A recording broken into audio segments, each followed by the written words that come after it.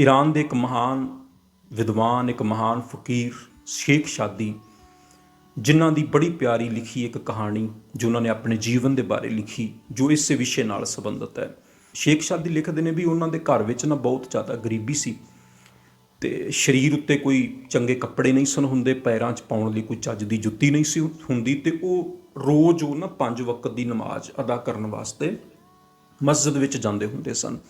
ते उन्हां दे घर तो जिहड़ी मस्जिद सी ना कुछ दूरी ते सी, पैदल उन्होंने तुरदियां जाना। फिर ईरान विच गर्मी भी बहुत ज़्यादा पैंदी है, रेत दोपहर के समय बहुत ज़्यादा तप जाती है। सवेर ते शाम की नमाज वो कहिंदे मैं थोड़ी सौखी ही जाके अदा कर लैंदा सी, पर दोपहर के टाइम मैनूं बड़ी दिक्कत तकलीफ हुंदी सी क्योंकि पैरां 'च चज दी कोई जुत्ती भी नहीं सी हुंदी। पर मैं नमाज का पक्का नेमी सी। कहिंदे एक रोज़ मैं नमाज अदा करन वास्ते दोपहर के टाइम मस्जिद वाल जा रहा सी ते की वेखदा कि मेरे कोलों एक घोड़ सवार निकलिया, जिहड़ा बड़े महंगे घोड़े ते सवार है, बड़े महंगे कपड़े पाए ने, बड़ी महंगी जुत्ती उन्हें पैरां 'च पाई है। हुण उहदे सुख वेख के ना मैनूं अपने पैरां 'च चज दी जुत्ती दा ना होना ये दुख नज़र आउण लग पिया। मतलब उहदे सुख जदों वेखे, उहदियां सहूलतां जदों वेखियां, मेरा दुख वड्डा हो गया कि मेरे पैरां दे विच चज दी जुत्ती भी नहीं। हुण गौर करियो, जदों असीं दूजे दे सुख नूं वेख के तुलना करदे आ ना, साडा सुख छोटा हो जाता, दुख जिहड़ा वड्डा हो जाता है। असीं अपना दुख बहुत वड्डा कर लैंदे आ अपने अंदर ही अंदर। कहिंदे मैं बड़ा दुखी होया और खुदा नाल बड़ी शिकायत भी कीती भी है, खुदा मैं तेरा पक्का नमाजी, पर मैनूं तूं पैरां 'च पाउण लई चज दा जोड़ा भी नहीं दिता। और वो बंदे जिहड़े कदे मस्जिद विच भी नहीं आए, जिहड़े पक्के 5 वक्त दे नमाजी भी नहीं, उन्होंने बड़े चंगे चंगे घोड़े दे ते बड़े चंगे कपड़े दे ते पैरां 'च पाउण लई बड़ियां चंगियां जुत्तियां देतियां। कहिंदे मैं शिकायतां करदा मस्जिद दे नेड़े पहुंचिया, अंदरों बड़ा दुखी सी क्योंकि मेरा दुख जिहड़ा सी पैरां 'च जुत्ती दा ना होना वो बड़ा वड्डा हो गया सी। दूजे दा सुख वेख के मेरा दुख बहुत वड्डा हो गया। कहिंदे जदों मैं नमाज पढ़न वास्ते मस्जिद दीयां पौड़ियां चढ़ के उत्ते वाल नूं वध रहा सी, क्योंकि मस्जिद थोड़ी उच्ची जगह ते सी, पौड़ियां चढ़ के जाना पैंदा सी। दोपहर दा टाइम सी, पौड़ियां भी बहुत गर्म सन। कहिंदे मैं वेख के हैरान होया, एक वो बंदा पौड़ियां चढ़ रहा सी जिहदे दोवें पैर भी नहीं सन। घड़ीसदा होया पौड़ियां चढ़ रहा सी, नमाज अदा करन वास्ते जा रहा सी। कहिंदे जदों उत्ते चढ़े तो मैं वेख के हैरान हो गया तो उन्होंने मैं पुछया भी तुहाडे पैरां नूं की होया। कहिंदे वो सज्जन अगों मुस्कुराया तो कहन लगा भी खुदा दा शुक्र है जो मैनूं उन्हें 2 हत्थ दिते, 2 अखां दित्तियां, नक दिता, जुबान दित्ती। की होया जे 2 पैर नहीं मिले तो उहदे पिछे भी कोई मेरा ही माड़ा कर्म है। इस करके मैं खुदा दा फिर भी शुक्रगुजार हाँ। हुण शेख शादी ने पहलां किसी का वड्डा सुख वेखिया सी, दुख अपने वड्डे हो गए सन। हुण किसी का दुख वड्डा वेखिया अपने दुख नालों, हुण की होया अपना दुख जिहड़ा छोटा हो गया, सुख जिहड़ा वड्डा हो गया। उहदे अगे अपना सिर झुकाता। कहिंदे मैं अंदर गया, मस्जिद विच नमाज अदा कीती और अज रो रो के उस खुदा दा शुक्र कीता कि ऐ खुदा मैं तेरे कोलों भुल दी माफ़ी मंगदा, मैनूं तूं पैरां 'च पाउण लई जोड़ा नहीं दिता ते मैं तेरे नाल शिकायतां करन लग पिया। इत्थे वो बंदे भी तेरे कोल तैनूं याद करन लई आउंदे ने जिन्हां नूं 2 पैर भी नहीं दिते पर फिर भी तेरा शुक्र करदे ने। कहिंदे मैं उस दिन बड़े शुक्र विच आके नमाज अदा कीती भी वाहिगुरू तेरा शुक्र है तू मैनूं 2 पैर दिते ने। की होया जे पैरां 'च पाउण दी चज दी जुत्ती नहीं, 2 पैर ते मेरे सही सलामत ने ना, हत्थ ते सही सलामत ने ना। हुण दूजे दा वड्डा दुख वेख के अपना दुख छोटा हो गया ते जिहड़े सुख सन, अखां दा होना, हत्थां दा होना, जुबान दा होना, पैरां दा होना, ये सुख जिहड़ा वड्डा हो गया। हुण जदों दुख छोटा होया, सुख वड्डा होया ते अंदरों की निकलिया? शुक्र निकलिया। अंदरों की निकलिया? दया निकली।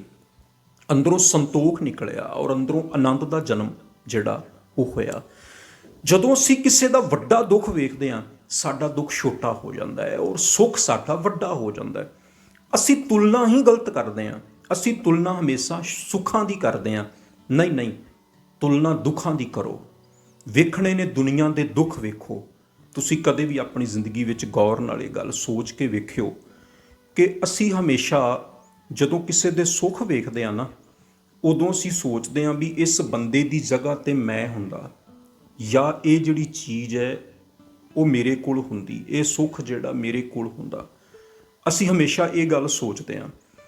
ਔਰ ਦੁੱਖਾਂ ਬਾਰੇ ਅਸੀਂ ਕਦੇ ਨਹੀਂ ਸੋਚਦੇ ਵੀ ਇਸ ਬੰਦੇ ਦੀ ਜਗ੍ਹਾ ਤੇ ਮੈਂ ਹੁੰਦਾ, ਜਾਂ ਇਹਦਾ ਦੁੱਖ ਮੇਰੇ ਨਾਲੋਂ ਕਿੰਨਾ ਵੱਡਾ ਹੈ, ਮੇਰਾ ਦੁੱਖ ਜਿਹੜਾ ਉਹ ਇਹਦੇ ਨਾਲੋਂ ਕਿੰਨਾ ਛੋਟਾ ਹੈ। ਜਿਹੜੀ ਸਾਡੀ ਤੁਲਨਾ ਹੈ ਨਾ, ਹਮੇਸ਼ਾ ਉਹ ਸੁੱਖਾਂ ਦੇ ਬਾਰੇ ਹੁੰਦੀ ਹੈ, ਦੁੱਖਾਂ ਦੇ ਬਾਰੇ ਕਦੇ ਵੀ ਨਹੀਂ ਹੁੰਦੀ। ਇਸ ਕਰਕੇ ਅਸੀਂ ਦੂਜਿਆਂ ਦੇ ਸੁੱਖ ਵੇਖਦੇ ਹਾਂ ਤੇ ਆਪਣੇ ਜਿਹੜੇ ਨੇ ਉਹ ਹਮੇਸ਼ਾ ਦੁੱਖ ਵੇਖਦੇ ਰਹਿੰਦੇ। ਇਸ ਕਰਕੇ ਸਾਡੇ ਦੁੱਖ ਵੱਡੇ ਹੋ ਜਾਂਦੇ ਨੇ, ਸੁੱਖ ਸਾਡੇ ਛੋਟੇ ਹੋ ਜਾਂਦੇ ਨੇ, ਕਿਉਂਕਿ ਸਾਡੀ ਤੁਲਨਾ ਇਸ ਤਰੀਕੇ ਦੀ ਹੈ। ਜਿੱਦਣ ਤੁਸੀਂ ਤੁਲਨਾ ਇਹ ਕਰਨ ਲੱਗ ਪਏ ਨਾ, ਦੁੱਖਾਂ ਦੀ ਤੁਲਨਾ ਕਰਨ ਲੱਗ ਪਏ, ਸੁੱਖਾਂ ਦੀ ਤੁਲਨਾ ਛੱਡ ਕੇ ਆਪਣੇ ਦੁੱਖਾਂ ਦੀ ਤੁਲਨਾ, ਜਿਹੜੇ ਬਾਹਰ ਦੁਨੀਆ ਦੇ ਦੁੱਖ ਨੇ ਉਹਨਾਂ ਨਾਲ ਆਪਣੇ ਦੁੱਖਾਂ ਦੀ ਤੁਲਨਾ ਕਰਨ ਲੱਗ ਪਏ, ਤੁਹਾਡੇ ਸੁੱਖ ਵੱਡੇ ਹੋ ਜਾਣਗੇ, ਦੁੱਖ ਤੁਹਾਡੇ ਛੋਟੇ ਹੋ ਜਾਣਗੇ। ਉਹਦਾ ਕਾਰਨ ਇਹ ਹੈ ਕਿਉਂਕਿ ਦੁਨੀਆ ਦੇ ਵਿੱਚ ਵੱਡੇ ਵੱਡੇ ਦੁੱਖ ਨੇ, ਵੱਡੇ ਤੋਂ ਵੱਡੇ ਦੁਖੀ ਲੋਕ ਨੇ ਦੁਨੀਆ ਦੇ ਵਿੱਚ, ਜਿਨ੍ਹਾਂ ਦੇ ਦੁੱਖ ਸਾਡੇ ਦੁੱਖਾਂ ਨਾਲੋਂ ਕਿਤੇ ਜ਼ਿਆਦਾ ਵੱਡੇ ਨੇ। ਬਾਬਾ ਫਰੀਦ ਸਾਹਿਬ ਜੀ ਆਪਣੀ ਬਾਣੀ 'ਚ ਇਹ ਬਚਨ ਕਰਦੇ ਨੇ, ਉਹਨਾਂ ਦਾ ਬੜਾ ਪਿਆਰਾ ਸਲੋਕ ਹੈ ਕਿ ਫਰੀਦਾ ਮੈਂ ਜਾਣਿਆ ਦੁੱਖ ਮੁਝ ਕੋ, ਦੁੱਖ ਸੁਭਾਇਆ ਜੱਗ, ਉੱਚੇ ਚੜ੍ਹ ਕੇ ਦੇਖਿਆ ਤਾਂ ਘਰ ਘਰ ਇਹ ਅੱਗ।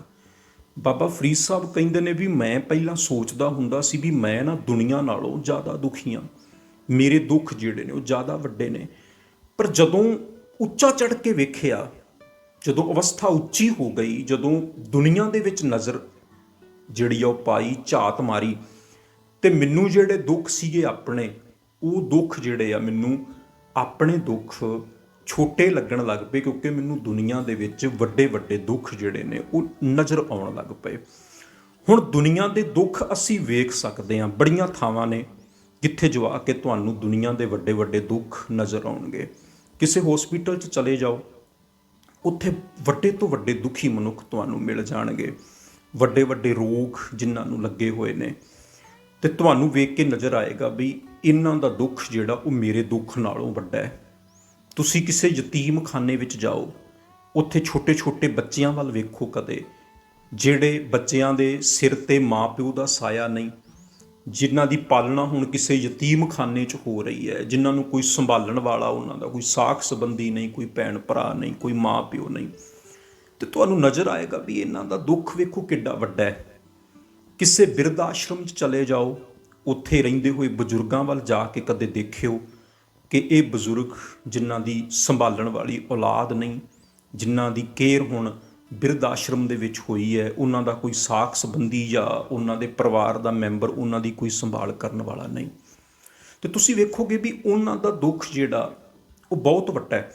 ਹੁਣ ਇਹ ਜਿਹੜੇ ਦੁੱਖ ਨੇ, ਵੱਡੇ ਦੁੱਖ ਨੇ, ਉਹਨਾਂ ਸਾਹਮਣੇ ਤੁਹਾਡਾ ਛੋਟਾ ਜਿਹੜਾ ਦੁੱਖ ਹੈ ਛੋਟਾ ਹੋ ਜਾਏਗਾ। ਫਿਰ ਉੱਥੇ ਅਸੀਂ ਸੋਚ ਸਕਦੇ ਹਾਂ ਵੀ ਮੈਂ ਜੇ ਇਹਨਾਂ ਦੀ ਜਗ੍ਹਾ ਤੇ ਹੁੰਦਾ।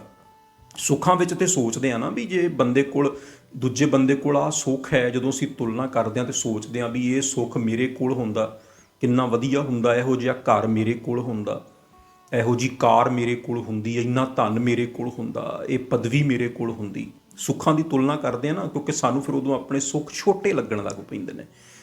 ਔਰ ਜਦੋਂ ਤੁਸੀਂ ਵੱਡੇ ਦੁੱਖ ਵੇਖਦੇ ਹੋ, ਫਿਰ ਸੋਚੋ ਉਸ ਜਗ੍ਹਾ ਤੇ ਕਿ ਜੇ ਇਹਨਾਂ ਦੀ ਜਗ੍ਹਾ ਤੇ ਮੈਂ ਹੁੰਦਾ ਤੇ ਮੈਂ ਕੀ ਮਹਿਸੂਸ ਕਰਦਾ। ਔਰ ਜਦੋਂ ਤੁਸੀਂ ਇਹ ਭਾਵ ਆਪਣੇ ਅੰਦਰ ਲਿਆਓਗੇ ਨਾ, ਇਹ ਖਿਆਲ ਅੰਦਰ ਲਿਆਓਗੇ, ਤੇ ਤੁਹਾਡਾ ਦੁੱਖ ਛੋਟਾ ਹੋ ਜਾਏਗਾ। ਫਿਰ ਤੁਹਾਡੇ ਅੰਦਰੋਂ ਦਇਆ ਪੈਦਾ ਹੋਏਗੀ। ਦਇਆ ਪੈਦਾ ਹੀ ਉਦੋਂ ਹੁੰਦੀ ਹੈ ਜਦੋਂ ਅਸੀਂ ਇਹ ਸੋਚਦੇ ਹਾਂ ਕਿ ਮੈਂ ਜੇ ਇਸ ਬੰਦੇ ਦੀ ਜਗ੍ਹਾ ਤੇ ਹੁੰਦਾ। ਪੱਥਰ ਦਿਲ ਇਨਸਾਨ ਇਹ ਗੱਲ ਕਦੇ ਵੀ ਨਹੀਂ ਸੋਚ ਸਕਦਾ ਕਿਸੇ ਦੂਜੇ ਦਾ ਦੁੱਖ ਵੇਖ ਕੇ ਵੀ ਜੇ ਮੈਂ ਇਸ ਬੰਦੇ ਦੀ ਜਗ੍ਹਾ ਤੇ ਹੁੰਦਾ। ਜਦੋਂ ਤੁਸੀਂ ਇਹ ਗੱਲ ਸੋਚੋਗੇ ਨਾ, ਫਿਰ ਤੁਹਾਡੇ ਸਾਹਮਣੇ ਕੋਈ ਬੰਦਾ ਦੁਖੀ ਰੋ ਰਿਹਾ ਹੋਏਗਾ ਤੇ ਤੁਸੀਂ ਇਹ ਸੋਚੋਗੇ ਵੀ ਜੇ ਮੈਂ ਇਸ ਬੰਦੇ ਦੀ ਜਗ੍ਹਾ ਤੇ ਹੁੰਦਾ, ਤੁਹਾਡੇ ਅੰਦਰੋਂ ਦਇਆ ਪੈਦਾ ਹੋਏਗੀ। ਜਦੋਂ ਦਇਆ ਪੈਦਾ ਹੋਏਗੀ, ਫਿਰ ਤੁਸੀਂ ਦੂਜੇ ਦੇ ਅਥਰੂ ਵੀ ਪੂੰਝੋਗੇ। ਫਿਰ ਉਹਦੇ ਲਈ ਤੁਸੀਂ ਜੋ ਅੰਦਰੋਂ ਕਰਨਾ ਚਾਹੋਗੇ ਉਹ ਤੁਸੀਂ ਕਰੋਗੇ। ਤੁਹਾਡੇ ਅੰਦਰੋਂ ਪਰਉਪਕਾਰ ਜਨਮ ਲਏਗਾ, ਤੁਹਾਡੇ ਅੰਦਰੋਂ ਦਇਆ ਜਨਮ ਲਏਗੀ। ਦਇਆ ਜਨਮ ਲੈਂਦੀ ਹੀ ਉਦੋਂ ਹੈ ਜਦੋਂ ਇਹ ਖਿਆਲ ਅੰਦਰ ਆਉਂਦਾ ਕਿ ਇਹ ਜਿਹੜਾ ਬੰਦਾ ਮੇਰੇ ਸਾਹਮਣੇ ਦੁਖੀ ਹੈ, ਜੇ ਇਹਦੀ ਜਗ੍ਹਾ ਤੇ ਮੈਂ ਹੁੰਦਾ। ਫਿਰ ਜਦੋਂ ਇਹ ਗੱਲ ਅੰਦਰ ਆਉਂਦੀ ਹੈ ਕਿ ਜੇ ਇਹਦੀ ਜਗ੍ਹਾ ਤੇ ਮੈਂ ਹੁੰਦਾ, ਫਿਰ ਆਪਣੇ ਦੁੱਖ ਛੋਟੇ ਹੋ ਜਾਂਦੇ ਨੇ। ਫਿਰ ਦੁਨੀਆ ਦੇ ਦੁੱਖ ਜਿਹੜੇ ਨੇ ਉਹ ਵੱਡੇ ਜਿਹੜੇ ਨੇ ਉਹ ਨਜ਼ਰ ਆਉਣ ਲੱਗ ਪੈਂਦੇ ਨੇ। ਜਦੋਂ ਅਸੀਂ ਦੁਨੀਆ ਦੇ ਸੁੱਖ ਵੇਖਦੇ ਰਹਿੰਦੇ ਹਾਂ ਤੇ ਅੰਦਰ ਸਾਡੇ ਈਰਖਾ ਜਨਮ ਲੈਂਦੀ ਹੈ, ਕਿਉਂਕਿ ਇਸ ਤੁਲਨਾ ਕਰਕੇ ਅੰਦਰ ਸਾੜਾ ਜਨਮ ਲੈਂਦਾ, ਈਰਖਾ ਜਨਮ ਲੈਂਦੀ ਹੈ, ਦੁਵੈਸ਼ ਜਨਮ ਲੈਂਦੀ ਹੈ। ਪਰ ਜਦੋਂ ਤੁਸੀਂ ਦੁਨੀਆ ਦੇ ਦੁੱਖ ਵੇਖਣ ਵਾਸਤੇ ਨਿਕਲੋਗੇ ਨਾ, ਤੁਹਾਡੇ ਅੰਦਰੋਂ ਦਇਆ ਪੈਦਾ ਹੋਏਗੀ, ਤੁਹਾਡੇ ਅੰਦਰੋਂ ਪਰਉਪਕਾਰ ਨਿਕਲੇਗਾ, ਤੁਹਾਡੇ ਅੰਦਰੋਂ ਸ਼ੁਕਰ ਨਿਕਲੇਗਾ ਪ੍ਰਮਾਤਮਾ ਦੇ ਵਾਸਤੇ, ਤੁਹਾਡੇ ਅੰਦਰੋਂ ਸੰਤੋਖ ਪੈਦਾ ਹੋਏਗਾ। ਤੁਸੀਂ ਆਪਣੀ ਜ਼ਿੰਦਗੀ ਵਿੱਚ ਜਦੋਂ ਬਾਹਰ ਨਿਕਲ ਕੇ ਲੋਕਾਂ ਦੇ ਦੁੱਖ ਵੇਖਣ ਲੱਗ ਜਾਓਗੇ ਨਾ, ਤੁਹਾਡੇ ਦੁੱਖ ਬੜੇ ਛੋਟੇ ਹੋ ਜਾਣਗੇ। ਜੇ ਘਰ ਬੈਠੇ ਖੂਹ ਦੇ ਡੱਡੂ ਵਾਂਗਰਾਂ ਉਸ ਦਾਇਰੇ 'ਚ ਹੀ ਸੋਚਦੇ ਰਹੋਗੇ ਤੇ ਤੁਹਾਡੇ ਛੋਟੇ ਛੋਟੇ ਦੁੱਖ ਵੀ ਤੁਸੀਂ ਉਹਨੂੰ ਬਹੁਤ ਵੱਡਾ ਬਣਾ ਲਓਗੇ। ਉਹ ਏਡੇ ਵੱਡੇ ਹੈ ਨਹੀਂ, ਜਿੱਡੇ ਵੱਡੇ ਅਸੀਂ ਬਣਾ ਕੇ ਬਹਿ ਜਾਂਦੇ ਹਾਂ ਉਹ ਬੜੇ ਛੋਟੇ ਹੁੰਦੇ ਨੇ। ਜਿੱਦਣ ਤੁਸੀਂ ਦੁਨੀਆ 'ਚ ਨਿਕਲ ਕੇ ਆਪਣੇ ਦੁੱਖਾਂ ਦੀ ਤੁਲਨਾ ਕਰਨ ਲੱਗ ਪਏ ਨਾ, ਤੇ ਤੁਹਾਨੂੰ ਨਜ਼ਰ ਆਏਗਾ ਵੀ ਮੇਰੇ ਦੁੱਖ ਤੇ ਬੜੇ ਛੋਟੇ ਨੇ, ਦੁਨੀਆ ਦੇ ਵੱਡੇ ਵੱਡੇ ਦੁੱਖ ਨੇ। ਔਰ ਜਿੱਦਣ ਅਸੀਂ ਦੁਨੀਆ ਦੇ ਦੁੱਖ ਵੇਖਣ ਲੱਗ ਪੈਂਦੇ ਹਾਂ, ਉਦਣ ਫਿਰ ਆਪਣੇ ਦੁੱਖ ਛੋਟੇ ਹੋ ਜਾਂਦੇ ਨੇ। ਬਰਨਾਰਡ ਸ਼ਾਹ, ਉਹਨਾਂ ਦੇ ਜੀਵਨ ਦੀ ਇੱਕ ਘਟਨਾ, ਇੱਕ ਵਾਰ ਉਹ ਨਾ ਬੜੇ ਬਿਮਾਰ ਹੋ ਗਏ। ਬਰਨਾਰਡ ਸ਼ਾਹ ਬਹੁਤ ਜ਼ਿਆਦਾ ਬਿਮਾਰ ਹੋ ਗਏ ਤੇ ਉਹਨਾਂ ਨੂੰ ਲੱਗਿਆ ਅੱਧੀ ਰਾਤ ਦਾ ਟਾਈਮ ਸੀ, ਬਈ ਮੰਨ ਲਓ ਮੈਂ ਮਰ ਹੀ ਜਾਵਾਂਗਾ, ਹਾਲਤ ਬਹੁਤ ਖਰਾਬ ਹੋ ਗਈ। ਤੇ ਉਹਨਾਂ ਨੇ ਡਾਕਟਰ ਨੂੰ ਫੋਨ ਕੀਤਾ। ਡਾਕਟਰ ਘਰੋਂ ਨਿਕਲਿਆ, ਇਹਨਾਂ ਦੇ ਘਰ ਪਹੁੰਚਿਆ ਤੇ ਡਾਕਟਰ ਬਹੁਤ ਵਡੇਰੀ ਉਮਰ ਦਾ ਸੀ। ਬਰਨਾਰਡ ਸ਼ਾਹ ਆਪਣੇ ਕਮਰੇ 'ਚ ਬੈੱਡ ਤੇ ਪਏ ਨੇ, ਬਹੁਤ ਬਿਮਾਰ ਨੇ। ਉਹਨਾਂ ਨੂੰ ਇੰਜ ਲੱਗ ਰਿਹਾ ਸੀ ਵੀ ਉਹਨਾਂ ਨੂੰ ਇਹ ਲੱਗ ਰਿਹਾ ਸੀ ਵੀ ਮੈਂ ਮਰਨ ਹੀ ਵਾਲਾ, ਮਤਲਬ ਇਸ ਤਰ੍ਹਾਂ ਦਾ ਮਨ ਦੇ ਅੰਦਰ ਖਿਆਲ ਆਉਣ ਲੱਗ ਪਿਆ। ਔਰ ਬਹੁਤ ਜ਼ਿਆਦਾ ਉਹ ਡਰ ਗਏ, ਘਬਰਾ ਗਏ, ਸਾਹ ਵੀ ਬੜੇ ਔਖੇ ਔਖੇ ਲੈਣ ਲੱਗ ਪਏ। ਤੇ ਉਹਨਾਂ ਵੇਖਿਆ ਵੀ ਡਾਕਟਰ ਆ ਰਿਹਾ, ਤੇ ਡਾਕਟਰ ਦੇ ਹੱਥ ਵਿੱਚ ਦਵਾਈਆਂ ਵਾਲਾ ਬੈਗ ਹੈ ਤੇ ਬੜੀ ਮੁਸ਼ਕਲ ਦੇ ਨਾਲ ਉਹ ਪੌੜੀਆਂ ਚੜ੍ਹਦਾ ਹੋਇਆ ਆ ਰਿਹਾ। ਵੀ ਬੜੀ ਵਡੇਰੀ ਉਮਰ ਦਾ ਡਾਕਟਰ ਆਇਆ ਤੇ ਵੇਖਣ 'ਚ ਲੱਗਦਾ ਵੀ ਡਾਕਟਰ ਇਹਦੇ ਨਾਲੋਂ ਵੀ ਜ਼ਿਆਦਾ ਬਿਮਾਰ ਹੈ। ਡਾਕਟਰ ਬੜੀ ਮੁਸ਼ਕਲ ਪੌੜੀਆਂ ਚੜ੍ਹ ਕੇ ਆਇਆ ਔਰ ਆਉਂਦਿਆਂ ਹੀ ਜਿਹੜੀ ਕੋਲ ਇੱਕ ਕੁਰਸੀ ਪਈ ਸੀ ਉਹਦੇ ਤੇ ਬਹਿ ਗਿਆ, ਮਤਲਬ ਡਿੱਗ ਹੀ ਪਿਆ। ਦਵਾਈਆਂ ਵਾਲਾ ਬੈਗ ਕੋਲ ਰੱਖਤਾ, ਔਖੇ ਔਖੇ ਸਾਹ ਲੈਣ ਲੱਗ ਪਿਆ। ਬਰਨਾਰਡ ਸ਼ਾਹ ਕਹਿਣ ਲੱਗਾ ਵੀ ਡਾਕਟਰ ਦੀ ਹਾਲਤ ਤੇ ਮੇਰੇ ਨਾਲੋਂ ਵੀ ਜ਼ਿਆਦਾ ਖਰਾਬ ਲੱਗਦੀ ਆ। ਉਹ ਬੜੀ ਮੁਸ਼ਕਲ ਦੇ ਨਾਲ ਆਪਣੇ ਬੈੱਡ ਤੋਂ ਉੱਠੇ ਔਰ ਨੇੜੇ ਜਾ ਕੇ ਵੇਖਿਆ ਤੇ ਡਾਕਟਰ ਬੜੇ ਔਖੇ ਔਖੇ ਸਾਹ ਲੈ ਰਿਹਾ ਸੀ। ਜਲਦੀ ਨਾਲ ਗਏ, ਇੱਕ ਪਾਣੀ ਦਾ ਗਲਾਸ ਲਿਆਏ, ਡਾਕਟਰ ਨੂੰ ਪਾਣੀ ਦਾ ਗਲਾਸ ਦਿੱਤਾ। ਪਸੀਨਾ ਆਇਆ ਹੋਇਆ ਸੀ, ਪਸੀਨਾ ਪੂੰਝਿਆ ਤੇ ਬੜੀ ਮੁਸ਼ਕਲ ਨਾਲ ਉਠਾ ਕੇ ਉਹਨਾਂ ਨੂੰ ਆਪਣੇ ਵਾਲੇ ਬੈੱਡ ਤੇ ਹੀ ਲਿਟਾ ਦਿੱਤਾ। ਤੇ ਡਾਕਟਰ ਬੜੇ ਔਖੇ ਸਾਹ ਲੈਂਦਾ ਹੋਇਆ ਕਹਿਣ ਲੱਗਾ ਵੀ ਜੇ ਮੈਂ ਮਰ ਗਿਆ ਤੇ ਮੇਰੇ ਘਰਦਿਆਂ ਨੂੰ ਕਹਿ ਦਿਓ ਕਿ ਮੈਂ ਜਾ ਰਿਹਾ ਇਸ ਦੁਨੀਆ ਦੇ ਵਿੱਚੋਂ ਤੇ ਆਪਣਾ ਖਿਆਲ ਰੱਖਿਓ। ਬਰਨਾਰਡ ਸ਼ਾਹ ਕਹਿਣ ਲੱਗਾ ਵੀ ਇਹ ਚੰਗੀ ਮੁਸੀਬਤ, ਡਾਕਟਰ ਨੂੰ ਬੁਲਾਇਆ ਸੀ ਆਪਣੇ ਇਲਾਜ ਵਾਸਤੇ, ਪਰ ਇਹ ਡਾਕਟਰ ਤੇ ਮੇਰੇ ਨਾਲੋਂ ਵੀ ਜ਼ਿਆਦਾ ਬਿਮਾਰ ਲੱਗਦਾ। ਸੋ ਇਸ ਤਰ੍ਹਾਂ ਸੰਭਾਲ ਕਰਦਿਆਂ ਕੋਈ ਅੱਧਾ ਪੌਣਾ ਘੰਟਾ ਲੰਘ ਗਿਆ। ਡਾਕਟਰ ਥੋੜ੍ਹਾ ਹੁਣ ਨੋਰਮਲ ਹੋਇਆ, ਉੱਠਿਆ, ਕਿਉਂਕਿ ਬਰਨਾਰਡ ਸ਼ਾਹ ਵੀ ਕੋਲ ਬੈਠਾ ਸੀ। ਤੇ ਡਾਕਟਰ ਸਾਹਿਬ ਕਹਿਣ ਲੱਗੇ ਜੀ ਲਿਆਓ, ਹੁਣ ਦੱਸੋ ਕਿਵੇਂ ਫੀਲ ਕਰ ਰਹੇ ਹੋ। ਬਰਨਾਰਡ ਸ਼ਾਹ ਕਹਿੰਦਾ ਵੀ ਮੈਂ ਤੇ ਠੀਕ ਹਾਂ, ਹੁਣ ਤੁਸੀਂ ਦੱਸੋ, ਕਿਉਂਕਿ ਤੁਹਾਡੀ ਹਾਲਤ ਤੇ ਮੇਰੇ ਨਾਲੋਂ ਵੀ ਜ਼ਿਆਦਾ ਖਰਾਬ ਸੀ। ਬਰਨਾਰਡ ਸ਼ਾਹ ਕਹਿਣ ਲੱਗਾ ਜੀ ਚਲੋ ਬਹੁਤ ਡਾਕਟਰ ਕਹਿਣ ਲੱਗਾ ਜੀ ਚਲੋ ਬਹੁਤ ਵਧੀਆ, ਤੁਸੀਂ ਠੀਕ ਹੋ ਗਏ, ਲਿਆਓ ਮੈਂ ਚੱਲਦਾ, ਮੇਰੀ ਫੀਸ ਦਿਓ। ਬਰਨਾਰਡ ਸ਼ਾਹ ਕਹਿਣ ਲੱਗਾ ਵੀ ਫੀਸ ਕਾਹਦੀ, ਤੁਸੀਂ ਤੇ ਮੇਰਾ ਕੋਈ ਇਲਾਜ ਹੀ ਨਹੀਂ ਕੀਤਾ, ਤੁਸੀਂ ਤੇ ਆਉਂਦੇ ਹੀ ਬਿਮਾਰ ਹੋ ਗਏ ਸੀ, ਤੁਹਾਨੂੰ ਮੈਂ ਆਪ ਬੈੱਡ ਤੇ ਲਟਾਇਆ, ਤੁਹਾਨੂੰ ਪਾਣੀ ਦਿੱਤਾ ਤੇ ਹੁਣ ਤੁਸੀਂ ਮਾੜਾ ਜਿਹਾ ਹੋਸ਼ ਵਿੱਚ, ਚੰਗੀ ਤਰ੍ਹਾਂ ਹੋਸ਼ 'ਚ ਆਏ ਹੋ। ਤੁਹਾਡੀ ਤੇ ਆਪਣੀ ਹਾਲਤ ਖਰਾਬ ਸੀ, ਤੁਸੀਂ ਮੇਰਾ ਇਲਾਜ ਕਿਹੜਾ ਕੀਤਾ ਜਿਹਦੀ ਫੀਸ ਮੰਗਦੇ ਹੋ। ਡਾਕਟਰ ਹੱਸਿਆ, ਕਹਿਣ ਲੱਗਾ ਇਹ ਇਲਾਜ ਕਰਨ ਦਾ ਹੀ ਤਰੀਕਾ ਸੀ, ਅਸਲ 'ਚ ਇੰਨਾ ਵੱਡਾ ਦੁੱਖ ਨਹੀਂ ਸੀ ਤੁਹਾਨੂੰ, ਤੁਸੀਂ ਆਪਣੇ ਅੰਦਰ ਹੀ ਐਡਾ ਵੱਡਾ ਦੁੱਖ ਬਣਾ ਲਿਆ। ਤੁਹਾਡੇ ਅੰਦਰ ਡਰ ਦਾ ਮਾਹੌਲ ਪੈਦਾ ਹੋ ਗਿਆ ਵੀ ਕਿਤੇ ਮਰ ਨਾ ਜਾਵਾਂ, ਔਰ ਤੁਸੀਂ ਘਬਰਾ ਗਏ, ਡਰ ਗਏ। ਇਹ ਹੀ ਵੱਡਾ ਰੋਗ ਸੀ ਤੁਹਾਡੇ ਅੰਦਰ, ਜਿਹਨੂੰ ਕੱਢਣ ਦੇ ਵਾਸਤੇ ਮੈਂ ਤੁਹਾਡੇ ਸਾਹਮਣੇ ਤੁਹਾਡੇ ਦੁੱਖ, ਤੁਹਾਡੇ ਰੋਗ ਤੋਂ ਵੱਡਾ ਰੋਗ ਜਿਹੜਾ ਉਹ ਖੜਾ ਕਰ ਦਿੱਤਾ। ਹੁਣ ਤੁਸੀਂ ਦੱਸੋ ਵੀ ਇਹ ਜਿਹੜਾ ਪੌਣੇ ਘੰਟੇ ਦਾ ਸਮਾਂ ਲੱਗਾ, ਕਿ ਤੁਹਾਨੂੰ ਆਪਣਾ ਦੁੱਖ ਯਾਦ ਆਇਆ। ਬਰਨਾਰਡ ਸ਼ਾਹ ਕਹਿਣ ਲੱਗਾ ਵੀ ਇਹ ਤੇ ਗੱਲ ਸੱਚ ਹੈ ਡਾਕਟਰ ਸਾਹਿਬ, ਜਦੋਂ ਮੈਂ ਤੁਹਾਡਾ ਦੁੱਖ ਵੇਖਿਆ ਤੇ ਮੈਨੂੰ ਲੱਗਾ ਵੀ ਇਹਨਾਂ ਦਾ ਤੇ ਹਾਰਟ ਹੀ ਫੇਲ ਹੋਣ ਵਾਲਾ, ਇਹਨਾਂ ਦੀ ਤੇ ਆਪਣੀ ਹਾਲਤ ਬੜੀ ਖਰਾਬ ਹੈ, ਤੇ ਮੈਨੂੰ ਆਪਣਾ ਦੁੱਖ ਤੇ ਭੁੱਲ ਹੀ ਗਿਆ ਸੀ ਵੀ ਮੈਂ ਬਿਮਾਰ ਆ, ਕਿਉਂਕਿ ਮੈਨੂੰ ਇਹ ਲੱਗਣ ਲੱਗਾ ਵੀ ਮੇਰੇ ਨਾਲੋਂ ਜ਼ਿਆਦਾ ਬਿਮਾਰ ਤੇ ਇਹ ਡਾਕਟਰ ਹੈ। ਤੇ ਸੱਚਮੁੱਚ ਮੈਨੂੰ ਇਸ ਪੌਣੇ ਘੰਟੇ ਦੇ ਅੰਦਰ ਆਪਣਾ ਦੁੱਖ ਤੇ ਯਾਦ ਹੀ ਨਹੀਂ ਆਇਆ, ਤੇ ਮੈਨੂੰ ਲੱਗਦਾ ਵੀ ਮੈਂ ਬਿਲਕੁਲ ਠੀਕ ਹਾਂ। ਡਾਕਟਰ ਮੁਸਕਰਾਇਆ, ਕਹਿਣ ਲੱਗਾ ਇਹ ਵੀ ਸਾਡਾ ਇਲਾਜ ਕਰਨ ਦਾ ਤਰੀਕਾ ਹੈ। ਜਦੋਂ ਕੋਈ ਬੰਦਾ ਮਾਨਸਿਕ ਤੌਰ ਤੇ ਬਿਮਾਰ ਹੁੰਦਾ ਨਾ, ਤੇ ਉਹਦਾ ਦੁੱਖ ਦੂਰ ਕਰਨ ਵਾਸਤੇ, ਉਹਦੇ ਮਾਨਸਿਕ ਰੋਗ ਦਾ ਇਲਾਜ ਕਰਨ ਵਾਸਤੇ ਸਾਨੂੰ ਇਸ ਤਰ੍ਹਾਂ ਦੇ ਤਰੀਕੇ ਅਪਣਾਉਣੇ ਪੈਂਦੇ ਨੇ। ਅਸਲ 'ਚ ਮੈਂ ਕੋਈ ਬਿਮਾਰ ਨਹੀਂ ਸਾਂ, ਮੈਂ ਬਿਲਕੁਲ ਠੀਕ ਸੀ, ਪਰ ਮੈਂ ਆਉਂਦਿਆਂ ਹੀ ਵੇਖ ਲਿਆ ਸੀ। ਇਸ ਕਰਕੇ ਮੈਂ ਸਾਰੀ ਐਕਟਿੰਗ ਕੀਤੀ ਸੀ ਕਿ ਤੁਹਾਡੇ ਸਾਹਮਣੇ ਇੱਕ ਵੱਡਾ ਦੁੱਖ ਖੜਾ ਕੀਤਾ ਜਾ ਸਕੇ ਤੇ ਜਿਹਦੇ ਨਾਲ ਤੁਹਾਨੂੰ ਤੁਹਾਡਾ ਜਿਹੜਾ ਮਾਨਸਿਕ ਰੋਗ ਹੈ ਉਹਦੇ 'ਚੋਂ ਤੁਹਾਨੂੰ ਬਾਹਰ ਕੱਢਿਆ ਜਾ ਸਕੇ। ਬਸ ਇੱਕ ਇਲਾਜ ਕਰਨ ਦਾ ਤਰੀਕਾ ਸੀ। ਤੇ ਡਾਕਟਰ ਮੁਸਕਰਾਉਂਦਾ ਹੋਇਆ ਬਰਨਾਰਡ ਸ਼ਾਹ ਕੋਲੋਂ ਵਿਦਾਇਗੀ ਲੈ ਕੇ ਆਪਣੇ ਘਰ ਵੱਲ ਚਲਿਆ ਗਿਆ।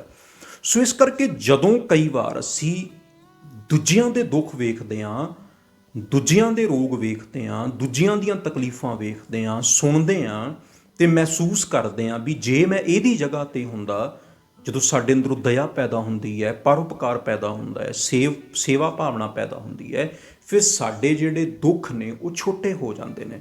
ਔਰ ਕਈ ਵਾਰੀ ਇਸ ਤਰ੍ਹਾਂ ਦੇ ਜਿਹੜੇ ਮਾਨਸਿਕ ਦੁੱਖ ਵੀ ਹੁੰਦੇ ਨੇ ਜਿਹੜੇ ਅਸਲ 'ਚ ਹੁੰਦੇ ਨਹੀਂ, ਪਰ ਅਸੀਂ ਆਪਣੇ ਅੰਦਰ ਬਣਾ ਲੈਂਦੇ ਹਾਂ, ਉਹਦੇ ਵਿੱਚੋਂ ਅਸੀਂ ਨਿਕਲ ਸਕਦੇ ਹਾਂ। ਸੋ ਸਾਨੂੰ ਵੀ ਆਪਣੀ ਜ਼ਿੰਦਗੀ ਵਿੱਚ ਇਹ ਤਰੀਕਾ ਅਪਣਾਉਣਾ ਚਾਹੀਦਾ ਹੈ। ਸੁੱਖਾਂ ਦੀ ਤੁਲਨਾ ਛੱਡ ਕੇ ਸਾਨੂੰ ਦੁੱਖਾਂ ਦੀ ਤੁਲਨਾ ਕਰਨੀ ਚਾਹੀਦੀ ਹੈ। ਇਹ ਵੀਡੀਓ ਜੇ ਤੁਹਾਨੂੰ ਵਧੀਆ ਲੱਗੀ ਤਾਂ ਲਾਈਕ ਸ਼ੇਅਰ ਜ਼ਰੂਰ ਕਰ ਦਿਓ। ਸਾਡੇ ਚੈਨਲ ਨੂੰ ਸਬਸਕ੍ਰਾਈਬ ਵੀ ਜ਼ਰੂਰ ਕਰ ਲਓ ਤਾਂ ਕਿ ਕਥਾ ਦੀਆਂ, ਇਤਿਹਾਸ ਦੀਆਂ, ਗੁਰਬਾਣੀ ਦੀਆਂ ਵੀਡੀਓਜ਼ ਤੁਹਾਡੇ ਤੱਕ ਸਭ ਤੋਂ ਪਹਿਲਾਂ ਪਹੁੰਚ ਸਕਣ ਜੀ। ਵਾਹਿਗੁਰੂ ਜੀ ਕਾ ਖਾਲਸਾ, ਵਾਹਿਗੁਰੂ ਜੀ ਕੀ ਫਤਿਹ।